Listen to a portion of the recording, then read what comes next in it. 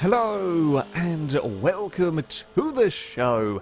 If you happen to be looking for a fun-to-drive, affordable, two-seat convertible, you can't really go wrong with the Mazda MX-5. Hell, I should know. Well, sadly, I didn't have a Mazda Speed version. I had one of these cars for a couple of years, and it was very sad when it came time to sell it. I may well get another one at some point in the future. That's how much I enjoyed owning one of these vehicles. They are excellent fun to drive, and truth be told, in their kind of category, if you like, very little rivals the MX-5. Manufacturers have tried cars like the Lotus Elan. It was front-wheel drive, but I think was built to try and combat the rise in popularity of the MX-5. It didn't work for Lotus. The Toyota MRS tried, and again, a decent enough car, but couldn't rival the power, the might of the MX-5, and there have been various other tries. There are faster options out there. Do not get me wrong, the MX-5s are not astronomically quick cars. Hell, most of them had less than 150 horsepower. This Mazda Speed version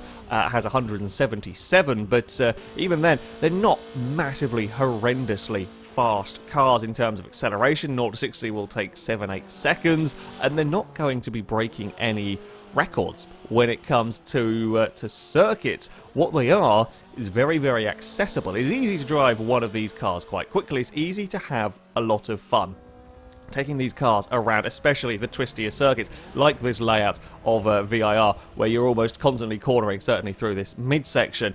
It's great fun to throw the Mazda around here. Autocross courses, sort of places where these cars excel. And yeah, the Mazdas have been very dominant in that lower end, the cheaper end, if we like, of the sports car segment, and they've been incredibly reliable vehicles as well. There is, of course, a newer one. This is probably now a couple of years old, the latest version of the MX-5.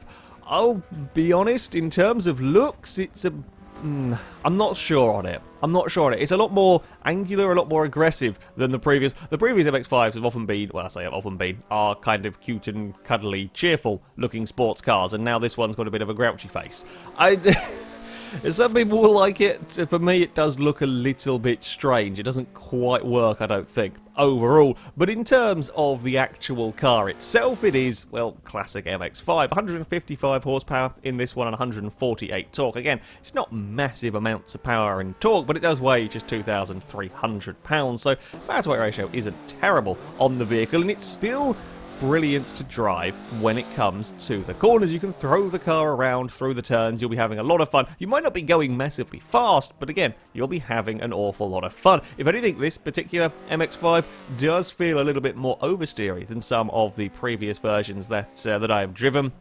At times a little bit softer as well through some of the corners. It's not a bad car to drive at all, but yeah, sometimes the back end can just move around a bit and catch you out. But yeah, overall it is as much fun as these cars have ever been to drive. It does, though, have an interesting rival. This is the Fiat, the 124 Spider Abarth. Now, admittedly, as far as rivalries go, this one is based on the Mazda chassis. I think it borrows quite a lot from the Mazda. So, yeah, it's definitely copying the Mazda homework. As far as visually it goes, yeah, the Fiat has got this competition won. I think the Spider is a much better looking car. It's a fantastic looking little sports car, and in terms of the stats as well, it does beat the Mazda. It is 165 horsepower, so 10 more than you get from the Mazda. 184 torque, so almost 40 more than you got from the MX-5. It is heavier though, at 2,477 pounds.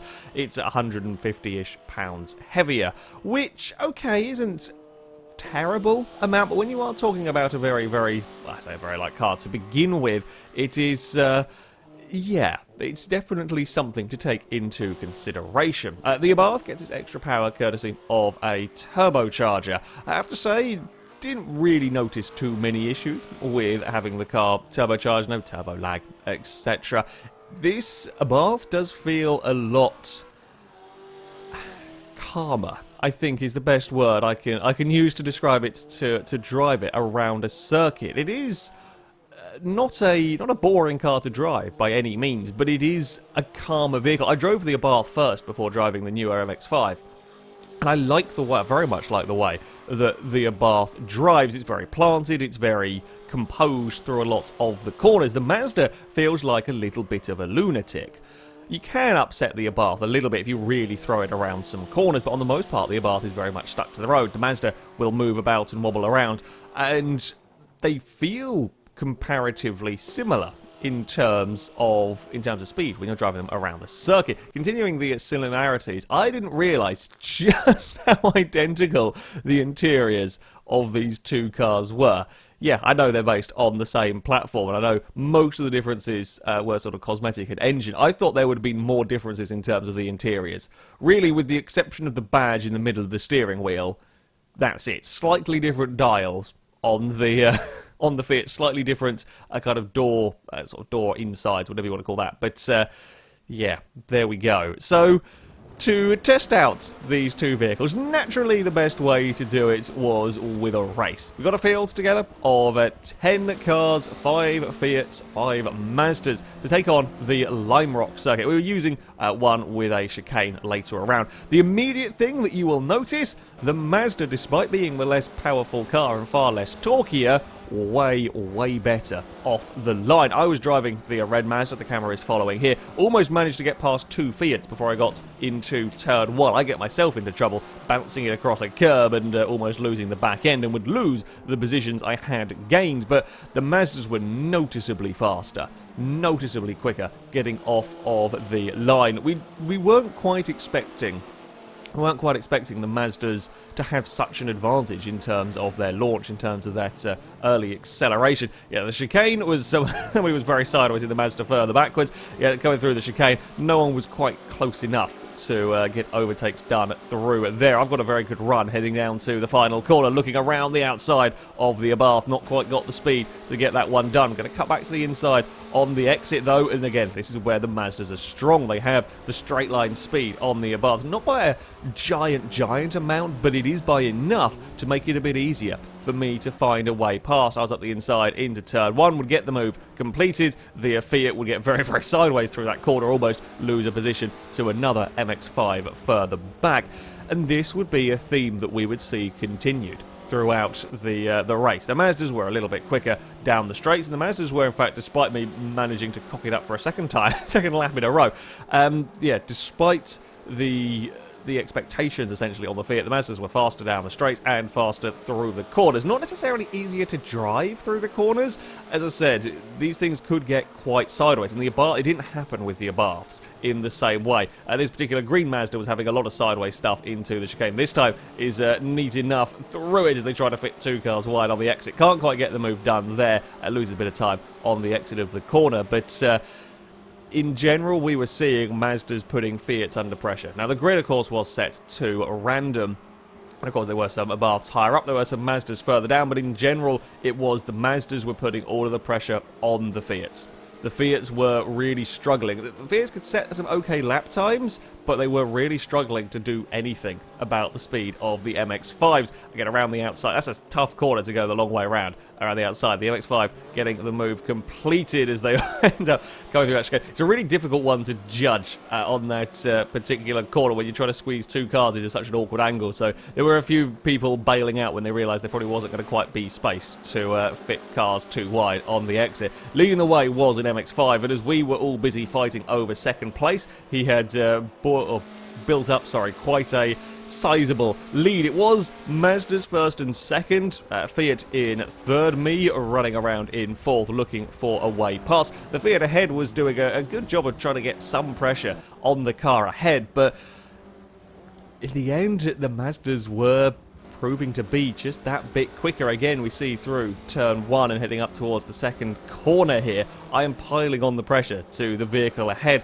and as long as the white Mazda doesn't really make a mistake, there's not much that the 124 can do. One of the red 124s further back was pushing very hard to try and keep up with the group, just asks too much of the car and ends up out wide. Very easy to do here at Lime Rock. That's a place you see time and time again, cars running wide, and in the matter of a few corners, despite the best efforts, no obvious mistakes from the Abarth ahead. It's just lost a lot of the ground, carries too much speed on the way into the chicane, and I can, again, it's I say it's fairly straightforward, but it was much, much easier for a Mazda to find a way past a Fiat than it was for the Fiats to overtake the MX-5s. Now we had a Mazda 1, 2, 3, and of the top 5 cars, only one was to be a Fiat. Now, there was some good racing between the Fiats. The Fiats were having some entertaining battles. This was, I think, over 6th place at this stage in the race, heading side by side into turn 1. It's a big bounce across the curb for the silver and orange car. They, though, had an MX-5 in attendance as well that was keen to try and find a way past, although it is rather difficult when you've got cars fighting too wide to try and find that extra little bit of space. It's not the widest of tracks, Lime Rock. It's not the easiest of tracks either to get overtakes done, so sometimes you just got to sit there and be a little bit patient as the two of us, not really helping their own causes too much. Good fun racing, nevertheless. It's side by side on the way up the hill. A bit more paint swapping going on between the two cars. The red vehicle just about able to get that pass completed as they head into the chicane. There's a big slide from the MX-5 further back as, again, on the exit, that green Mazda is able to get the acceleration down towards the final corner. His turn now to have a look, try and find a way past, very much bumper to bumper, and there we go. The straight line speed once more of the MX-5 is able to draw it alongside, is able to kind of go chasing after the red car up ahead as well. The red car will go a little bit defensive as smallest of nudges through that turn 1, and in all of this fighting, there's another Mazda catching up. Admittedly, that is a fair bit to do with the squabbles going on in this group, but again, the car that we're following here lost a couple of places in that particular lap, and in general, yeah, driving the MX-5 was the easier option. Doesn't mean the Fiats couldn't fight back. Doesn't mean they couldn't fight back at all. Actually, a very, very good overtake from the grey and orange car to get that. That's a tough place to go around the outside. It's very easy to make a mistake. We saw the red car end up skating across the grass earlier. It's very easy to end up out wide. He's got the position back, although he's, again, once more, under immediate threat heading in towards the chicane, and the other MX-5 has come to join in this particular group as they leave that part of the circuit. At the front, our leader had a very, very lonely race. The white MX-5 started towards the front, got away while we were all busy fighting, and was setting quicker lap times than us as well by a little bit. Yeah, once you're out on your own, is much easier to run cleanly. But there was nothing that the rest of us could really do too much about the MX-5s. It would be a 1, 2, 3 for the Mazdas. Having worked my way up into 3rd place, I kind of chased after the 2nd position car. One lap I'd close, one lap I'd make a little mistake, or he'd be a little bit faster than me, he'd pull away, and both of us left the Fiat. The Fiat just could not keep up with the two Mazdas, and in fact, said Fiat had to worry about being overtaken from the Mazda in 5th. In the end, yeah, the highest placed Fiat would be 4th, but of the top 5, only one would be a Fiat. That is... yeah, quite big, really, in terms of this rivalry. For the sake of fairness, we thought that we would swap the car. So everyone who was driving a Mazda in the previous race was now driving a Fiat and would run the same race. Again, you can see the speed the MX-5 gets off the line here. From 3rd place on the grid, very, very nearly leads into turn 1. Of course, it is racing, and trying to fit 3 cars into turn 1 didn't quite work out so well for said Mazda, but still, that launch, that jump off the line is incredible for the MX-5s as we're now running side by side through these opening corners. It is a Fiat leading. It is the 1, 2, 4 leading briefly as they're almost going 3 wide again down this back stretch, but just doesn't have anything really to fight against these Mazdas. The Fiats aren't astronomically far down in terms of lap time, but they're down enough. They're down enough to really struggle to compete with the MX-5. It's a great overtake as well.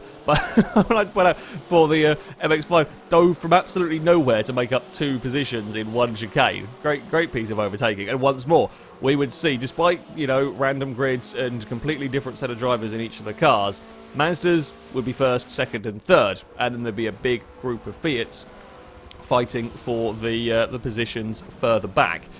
Didn't really take long for this race to sort itself out, and that's the way that it would stay for the majority of the time. There was a big fight going on over who would be the best of the above. We kind of ended up sorting ourselves out so that it was just a big line of 124s fighting for these positions. And okay, yeah, to an extent, this won't help our cause in case of it chasing down the MX-5s, but it wouldn't be long before the MX-5s would be fighting one another. And when we did get organised with these 124s, it didn't help us. We weren't able to catch 3 wide down the back straight. Is somewhat scary prospect. The grey car wisely thinking better of that one, although in cars like these you lose a little bit of momentum and that can often cost you a fair bit of time. Unfortunately, of course, with us changing cars, nobody had vehicles liveried and readied and so on. My Fiat's the one on the outside that had a wheel on the grass in the braking zone that went bumbling its way into the chicane. Yeah, I almost managed to profit from all of that, but got stuck on the wrong part of the circuit and got into a little bit of trouble. Yeah, there was an MX-5 at the back of this group, and of course, driver skill is going to play a part with these vehicles. A very, very fast driver in a 124 is going to be able to beat a less experienced driver in the MX-5s, but again, you can see the group of Mazdas up ahead were just continually pulling away. And as I said, it wasn't all plain sailing for the Mazdas. The two leaders would start fighting for position, but these guys were so far gone from the rest of us. And in terms of lap times, yeah, the Mazdas were the cars to have. And although, in terms of enjoyment of driving, that was a little bit of a different story. A lot of people didn't particularly enjoy driving the MX-5s. We've got some bravery from the red Mazda trying to go around the outside at the top of the hill.